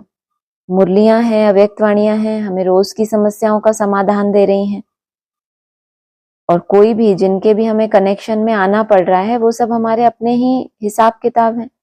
तो अपनी ही किए हुए कर्मों को तो हमें खुशी से चुकतू करना चाहिए, ना कि उनसे तंग आ जाना चाहिए। हाँ जी। जी बिल्कुल। फिर जीवन में घटना के परिवर्तन द्वारा किसी की आत्मा के द्वारा किया गया कुछ गलत व्यवहार हमें किस तरह से देखना चाहिए? कि ये मैंने इसके साथ किया था इसीलिए मुझे वो रिटर्न कर रहा है। संगम युग पे रिटर्न सर्विस हो रही है। जो भी अनेक जन्मों में, पूर्व जन्मों में जो भी मैंने जिसको दिया है वो मुझे लौटा रहा है, चाहे वो खुशी हो, सुख हो, चाहे दुख हो, सिर्फ रिटर्न कर रहा है। अगर नए सिरे से आपने भी उसको दे दिया तो फिर वो भी कभी ना कभी रिटर्न करेगा। इसलिए अभी जो आ रहा है सामने उसको एक्सेप्ट करते जाना है। हाँ जी। जी, तो फिर दीदी गीता में ऐसा भी कहा गया है कि हम ये जैसे आपने कहा ना कि हमारा ही किया हुआ हमें वापस मिलता है, तो ये एक एक्सेप्ट करना होता है कि ये चीज है कि ठीक है मैंने किसी को कुछ दिया वो रिटर्न आ रहा है। और दूसरी चीज ऐसे भी होती है कि सामने वाली जो आत्मा होती है उसका एक खुद का भी संस्कार होता है कि ये बार बार ऐसे ही करते रहता है, तो उस समय भी यही सोचना है कि इसका संस्कार मेरे कारण ही ऐसा बना हुआ है और मेरे से ये गलत वर्तान कर अगर रहा है। मान लो उसका ऐसा संस्कार है, आपने समझ लिया, तो बाबा ने तो यही कहा है कि आपने अगर समझ भी लिया तो आप उसको बदल सकते हो। अगर इतनी आप में ताकत है तो आप उसके लिए शुभ भावना रख के, आपने समझ लिया कि इसका ये संस्कार है, अब उसके लिए नेगेटिव सोचने से वो बदलना तो है नहीं। अगर आपके पुरुषार्थ में ताकत है तो आप अपने मनसा शक्ति से उसका परिवर्तन करो। वो जैसा है उसके विपरीत सोचो उसके लिए कि ये बहुत अच्छा है, ये बिल्कुल ऐसा नहीं है, ये तो अभी तामसी अवस्था में थोड़े समय का इसका है, ये बदल जाएगा, ये परिवर्तन हो जाएगा। प्रयोग करना चाहिए। हाँ जी। हाँ जी। तो दीदी, यदि हम ऐसे तो कई सारी आत्माएं हमारे संपर्क में आती है, सबके सुधार करने जाए तो हम फिर बाप की याद में कैसे बैठ सकते हैं? इसीलिए तो वो ये भी विधि पॉइंट बताई है। ना, इसीलिए तो ये युक्ति बताई कि जो भी मेरे पास आ रहा है वो मेरा ही हिसाब किताब है, साक्षी। एक एक की डिटेल में जाएंगे कि इनका तो संस्कार ही ऐसा है। हमें तो भगवान ने जज बना के नहीं बिठाया ना कि आप जज करो सबको, तो हमें अपना पुरुषार्थ करना है, बाकी आत्माओं को साक्षी होके देखना है। अगर बहुत शुभ भावना है तो परिवर्तन करने के लिए प्रयोग कर सकते हैं, नहीं तो फिर अपना पुरुषार्थ करें और समझे मेरे हिसाब किताब चुकतू हो जाएंगे तो ये आत्मा का ये संस्कार नहीं रहेगा। हाँ जी। जी, सही है। और यदि हमारी प्रीत संसार में है, वस्तुओं में है, और हम कह रहे हैं भगवान आप ही सब हमारे हैं, परंतु जीवन में कुछ ऐसी घटनाएं बन जाए कि हमारी कोई वस्तु है, कोई व्यक्ति है, या हमारा मान शान दूर जा रहा है, हमें पता चले, तो वह प्रीत संसार में है या बाप में है, कैसे कह सकते हैं? मझधार में है कहेंगे, बाप की तरफ जाना चाहता है, संसार से छूट नहीं पा रहा, तो अभी संगम पर है। इसीलिए तो छोटा सा युग है, इसका नाम ही संगम युग रख दिया बाबा ने। कलयुग कह दें तो एकदम हम कलयुगी संस्कारों को छोड़े ही ना, लक्ष्य ही ना रखें, लेकिन लक्ष्य है बाप, संसार है। लेकिन बाप जब संसार होगा तो मन बुद्धि में सिवाय बाप के और कुछ होगा ही नहीं, इसको कहेंगे प्रैक्टिकल। अभी सिर्फ मन में ये समझ बैठी है कि बाप ही संसार है, बाकी जो जीवन जिया है जन्म जन्मांतर, वो संस्कार तो अपनी तरफ आकर्षित करेंगे ही करेंगे, उसी से तो छूट के बाप की तरफ जाना है। और ये प्रैक्टिस उसी लिए ही तो कर रहे हैं हम। क्या जरूरत है एक एक संकल्प को बैठ के देखें, फिर ये चल तो नहीं रहा। दुनिया भर के लोग संकल्पों में ही रहते हैं, उसी में जीते हैं, उसी में चले जाते हैं। हमको कुछ विशेष करना है, हमको अपने संस्कारों को जड़ से खत्म करना है, हमको बाप से इसी शरीर से रहते रहते मिलना है, देखना है, सिर्फ जानना नहीं है उसको। इसीलिए तो इतनी मेहनत कर रहे हैं। एक एक संकल्प को देखो, 1 मिनट में कितने चले, कोई कम बात थोड़ी है। हाँ जी। जी दीदी। और क्या जीवन की सारी तकलीफें और शिकायत का अंत होता है, तभी निश्चय का विजय होता है? कुछ उदाहरण से समझाए। तकलीफों का अंत नहीं होता है। जैसे आज बोला, दादी बेड पर थी, दर्द है, कर्म भोग है, लेकिन दुख नहीं है उसको। दुख होता है आत्मा को, दर्द होता है शरीर को। जो परिस्थितियां बनती हैं, मान लो कोई कर्म भोग आया, कोई संबंधी ने शरीर छोड़ा, ये सब बाहरी चीजें हैं, वो कभी खत्म नहीं होगा। कोई ना कोई तो कभी ना कभी शरीर छोड़ेगा ही, कोई कभी बीमार पड़ेगा, कभी कुछ होगा, कभी हमें होगा, ये सब तो चलता ही रहेगा। ये सब अंत होने जाए तो कब कौन निश्चय बुद्धि बनेगा, संगठन तो कभी बन ही नहीं पाएगा। क्योंकि अभी एक के हिसाब किताब आए, फिर दूसरे के कब चुकतू होंगे, कब उसका परिवर्तन होगा। राजधानी तो फिर बनने से रही। हमको डिटैच होना है, हमको उन सब के बीच में रहते हुए अपनी आत्मा को इतना परिपक्व बनाना है कि वो उस दुख से, तकलीफ से प्रभावित ना हो। बाबा ने कहा मौत का बाजार लगेगा। इन आंखों से विनाश देखना कोई मासी का घर नहीं है। सिर्फ देखना, उससे प्रभावित होना और फिर खुद भी उसमें वैसे हो जाना अनिश्चय, तो फिर चलो बात की बात। सिर्फ देख भी पाए और अटैक ना आए, ये भी बहुत बड़ी बात है। इतना मन पावरफुल हो जाए कि हार्ट अटैक ना आ जाए उस सीन को देख के, तो ये तो सीन अभी और गहराती जाएंगी। उस दिन अव्यक्तवाणी में भी आया था मुरली में, दुनिया में जहर तो और बढ़ता ही जाएगा, लेकिन हम डिटैच होते जाएंगे, हम साक्षी होते जाएंगे, और हमारी यही विजय है। कोई माया का रूप है ही नहीं सामने, तो विजयंती किस बात पे विजयंती? विजय तो दुश्मन पे पाई जाती है। तो जब कोई स्थिति है, परिस्थिति है, दुख है, वही तो है जिसके ऊपर हमें विजय पानी है। विजय पाना माना उससे प्रभावित ना होना। हाँ जी। और लास्ट है, जैसे अभी आपने कहा कि प्रभावित नहीं होना, वही संपूर्ण माया जीत है। हाँ बिल्कुल। यानी संपूर्ण माया जीत बनना है, तो ये आपने जो भी अभी लास्ट का क्वेश्चन का आंसर दिया, हाँ वही जी, उसमें आ जाता है। बिल्कुल। माया का रूप ही नहीं होगा तो आप जीते कि हारे बाप को कैसे पता चले? माला में कैसे आएंगे, किस नंबर पे आएंगे? जितना बड़ा एग्जाम दिया होगा तभी तो माला में आएंगे। छोटे छोटे एग्जाम में हम फेल हो जाएं और हम सोचें हम माला में आ जाएं, ऐसा नहीं। छोटे छोटे जो एग्जाम दे रहे हो, इसके मार्क्स भी ऐड होंगे फाइनल में, लेकिन बड़ा एग्जाम भी तो देना पड़े ना सबको। हाँ जी। जी हो गया हाँ जी। दीदी। ओम ओम शांति। शांति। थैंक यू ठीक है, और किसी को बोलना है कुछ? दीदी। ओम शांति। ओम शांति। आज वो रिवायत बात कर रहे थे बाहर की, जो पसंद है बोले बच्चे पसंद है, हाँ जी। दुनिया वालों की वही बच्चे को आपको पसंद। कोई कोई के पास वाचा की कला होती है, बाहर मुक्ता होती है, चतुराई बहुत होती है, उस हिसाब से चतुराई होती है उनमें। तो बाबा को बाहर मुक्ता के और चतुराई दिखाने वाले बच्चे नहीं अच्छे लगते, क्योंकि बाप तो खुद चतुर सुजान है। बाप को अगर कोई अपनी चतुराई दिखाए तो बाप को कैसे पसंद आएगा? जन्म जन्मांतर तो अपनी बुद्धि चलाते ही रहे, एक ही जन्म में तो सर को अंडर करना है, सरेंडर होना है। तो बाप को कैसे अच्छा लगेगा कोई बाहर मुक्ता में भी रहे, अपनी चतुराई दिखाए बाप को? तो भोले बच्चे पसंद है उनको। हाँ जी। तो शायद जिनमें दुनिया वालों की आंख नहीं जाती वही बच्चे को आपको पसंद। दुनिया के हिसाब से दुनिया में किनको ऊंचा माना जाता है? बहुत अच्छा भाषण करते हैं, बहुत अच्छे स्पीकर हैं, बहुत अच्छे ड्रिल्स कराते हैं, बहुत योगी माने जाते हैं। और जो भोले भाले हैं, गुप्त रहते हैं, उनको कौन देखता है?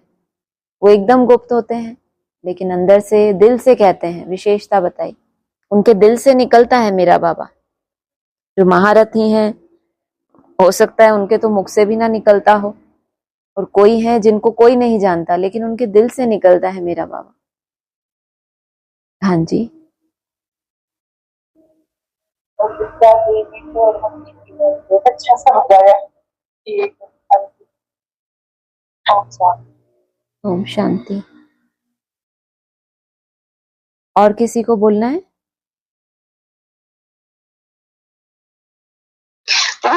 थोड़ा सा ना, जैसे कभी ज्यादा काम धंधे में बिजी हो जाते हैं ना, उस दौरान में भूल जाते हैं मेरा बाबा मीठा बाबा, ये भी करना भूल जाते। फिर एकदम आता तो है, ब्रेक लग जाता है, लेकिन आता तो है, पर लगातार निरंतर नहीं हो पा रहा है। माना जैसे मैं यही महसूस करती हूँ इस चीज को कि कर्म करते हुए अरे बाबा तो भूल गई, अरे बाबा तो भूल गया। तो ऐसे मतलब ये सब क्यों हो रहा है, क्या कारण है इसका? कारण इतनी सारी मुरलियां सुनी है आपने, क्या कारण नहीं? निरंतर योगी कब बनते हैं हम? पहले तो निरंतर प्रैक्टिस होगी हमारी। आपने चार्ट भरना शुरू किया कि नहीं? चार्ट भरना शुरू कर रही हूँ, मैं लिख भी रही हूँ, लेकिन मेरे पास ना अभी नई दुनिया का वो नहीं आया जिस ग्रुप में मुझे डालना है, वो सब नहीं डाल पा रही हूँ। जिस ग्रुप में आप अभी ज्वाइन हुए हो ना, क्लास ज्वाइन किया आपने, इसी ग्रुप में सब चार्ट डालते हैं। इसमें रोज लिंक आता है क्लास का। ये तो भागो माता जी ने चैनल वो डाला था, मेरे पास लिंक डाला था, मेरे पास लिंक भी नहीं आ रहा है। अच्छा। उन्होंने वो डाला, देख उन्हीं के लेंगे। लिंक से ही मैं ये क्लास कर रही हूँ। हाँ, आप भरना तो शुरू करो, आपको ऐड कर लेंगे फिर, है ना? हाँ हाँ, मैं अपनी कॉपी रख रही हूँ। अपनी कॉपी में कभी कभी तो बहुत अच्छी तरह से मिनट, मतलब जितनी बार कर रही हूँ उतनी बार लिख रही हूँ। कभी अलबेलापन भी आ जाता है, नहीं लिख पाती कभी कभी। जल्दी जल्दी भरेंगे तो ये भूलने वाली समस्या नहीं होगी। जितना जल्दी जल्दी आप भरते रहेंगे, आपको हर ट्रैफिक कंट्रोल के बाद की टीसी ज्वाइन किया, उसके बाद चार्ट भरने का नियम बना लेना। ये तो कभी ये ऐसा तो कभी कभी होता है, माना कभी कभी का मतलब ये है कि निरंतर नहीं हो पा रहा है। निरंतर होने में समय लगेगा, हमारे पास समय है अभी। पुरुषार्थ में धैर्यता रखनी है और आगे बढ़ते जाना है। जितना भी आगे बढ़े हैं वो कोई कम नहीं है, तो आगे और कर ही रहे हैं यात्रा, तो पीछे थोड़ी हटेंगे अब। हाँ जी। लेकिन दीदी जैसे निसंकल्प अवस्था में ज्यादा तरक्की होती है, या मेरा बाबा मीठा बाबा प्यारा बाबा माना निरंतर इसको करने में ज्यादा हमारी आत्मा की जो जितना मुश्किल होता है करना, उसमें प्राप्ति उतनी ज्यादा होती है। नहीं बिल्कुल भी निसंकल्प होता तो हम विजन बनाते हैं, नहीं वो भी विजन भी नहीं बनता, तब व्यर्थ होता है, तब हम मेरा बाबा करते हैं। बाकी ज्यादा करके तो कर्म में भी संकल्पों को ही चेक करना है, कम से कम संकल्प चले हर कर्म में। ठीक है?